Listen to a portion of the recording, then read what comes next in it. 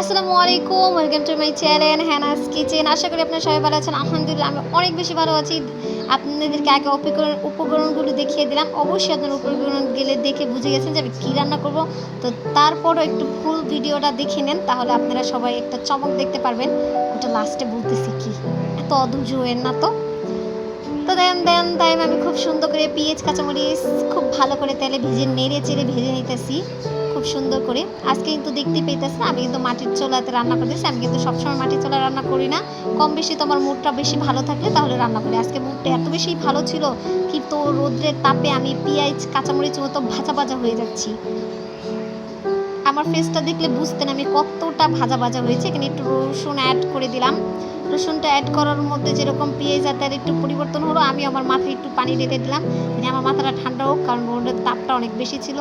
আজকে ঘর থেকে বের হয়ে একটু মাটির চুলাতে রান্না করার চিন্তা ভাবনা করলাম যে আপনাদেরকে একটু ইউনিক করে দেখাবো।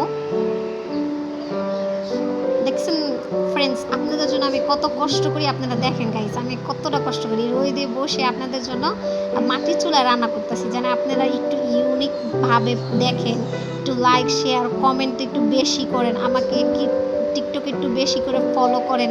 তার জন্য এত কষ্ট করতেছি। কার জন্য করি? আপনাদের জন্য গাইস, আপনাদের জন্য, শুধুই আপনাদের জন্য।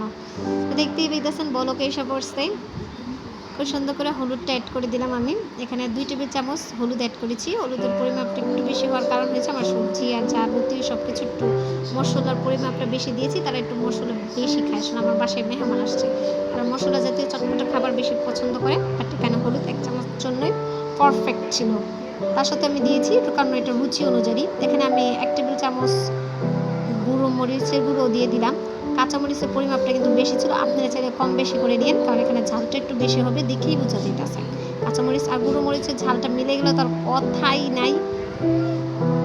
অসাধারণ একটা রেসিপি, আপনারা অবশ্যই বাসায় ট্রাই করবেন। খুব ভালো করে তেলে মরিচে কষিয়ে নিলাম। রান্না বাড়ার হাতটা তো মার্শাল্লাহ আমার খুব ভালো হয়েছে, এইভাবে প্রশংসা করতেছিল মেহমানরা খাওয়ার পর। তো আমি জানি আপনারা বাসায় করলে আপনাদের বাড়িতে যারা থাকবে ফ্যামিলি মেম্বার সবাই অনেক প্রশংসা করবে, তো ট্রাই করেন। এখানে আলু আর বেগুন আমি খুব সুন্দর করে কেটে নিলাম। আলুর সাইজটা চিকন করলে বেগুনটা একটু মোটা মোটা করেছি, কারণ বেগুনটা আপনার মনে করেন গলে যায় জলদি, নরম হয়ে যায়। চিকন করলে গলে যাবে, দেখতে সুন্দর লাগবে না, তার জন্য মোটা করেছি। আপনারা চাইলে চিকন করে নিতে পারেন। সাথে কয়টা আপনার পুঁই শাকের পাতাও দিয়ে দিয়েছি, যেন একটু ভালো লাগে, খেতে একটু অন্যরকম লাগে, একটু লুক লাইক একটু ওয়াও ওয়াও জানি লাগে, তার জন্য। এবার যে একটু পানি দিয়ে কষিয়ে নিতেছি, দেখতেই পেতেছেন। পরিমাপটা দেওয়ার পর দেখতে পেতেছেন জালটা আমি একটু বাড়িয়ে দেওয়ার চেষ্টা করতেছি। এক হাতে ক্যামেরা, আরেক হাতে সব রান্না বাড়া। এখানে দেখতে পেতেছেন মাছগুলো খুব সুন্দর করে কেটে ধুয়ে ঘষে মেজে নিয়েছিলাম। ওখানে মাজা ঘষা মাছগুলোকে খুব সুন্দর করে বলকে নিয়ে ফেললাম।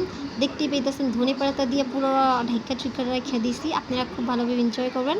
আল্লাহ।